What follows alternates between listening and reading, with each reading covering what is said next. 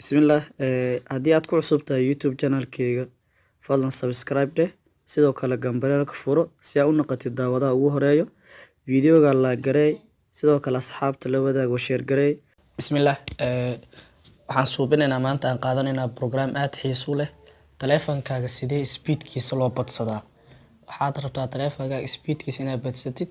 Tusaale ahaan, markaa qaybtan oo kale applicationada iyo culays meelahan aad ka dareemaysid, waxaan rabaa si dhaqsi ah taleefankayga speedkiisa aad inuu u sareeyo. Ugu horeyn waxaan galaynaa phone call-ka oo call phone-ka meesha aad ka wacatid taleefanada nambarada kaas ayaa galaynaa.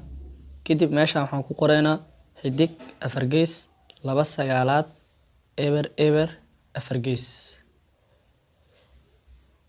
waxaad dooranaynaa meeshaan ay ku qoran tahay debug level. Hadda waa disable, speedkana waa low. Hadda taleefankayga speedkiisa waa low.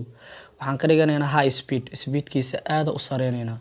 Marka asiga dooro, waxaad doorataa debug level disable. meeshaan waxaa ku qoran juice, waxaad doorataa debug level. Ma waxaad doonaysaa middle oo dhexdhexaad ah, ama high oo aad u sareyso iyo low oo aad u hooseyso. Hadda waxaa ii dooran by default-iga low ayaa ii dooran. waxaad dooranaynaa marka high ayaa dooranaynaa. Marka high markaad dooratid, taleefankaaga restart ayuu isku diraa. Wuu damaa, wuu soo daarmaa. Kadib high ayaa kuu dooran. Hadda taleefankayga restart-iga wuu damay, wuu soo daarmay. Marka waxaa jeekimaynaa high inuu yahay oo low ma weli yahay still. waxaan galaynaa marka phone call-kii. waxaan jeekimaynaa taleefankayga weli debug level-ka ma low mise waa high.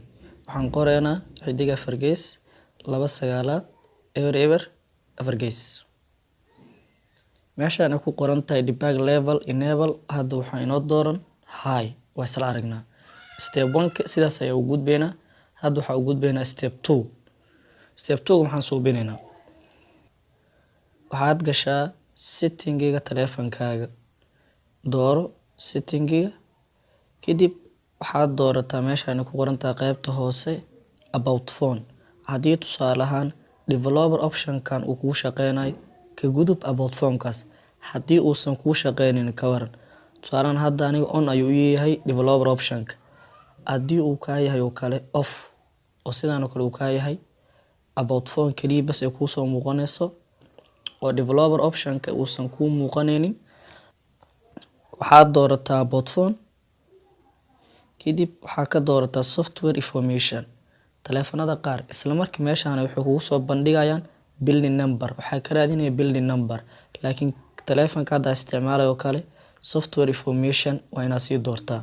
software information dooro. hadda ayaan arki karaa building number. waa kaas, waa isla aragnaa. building number-ka waxaa ku celisaa 7 jeer. building number. hadda meesha waxaa lagu soo qoray developer mode has been turning on. hadda developer option-ka off oo ahay, hadda on ayaa laga dhigay. dib u laabo back dheh. about phone hadda waxaa ka hooseeyo developer option. waa isla aragnaa. developer option-ka ayaa galaynaa. asiga ayaa shaqada labaad ka qaban doonaa step 2-ga. waxaad ka raadisaa meeshaan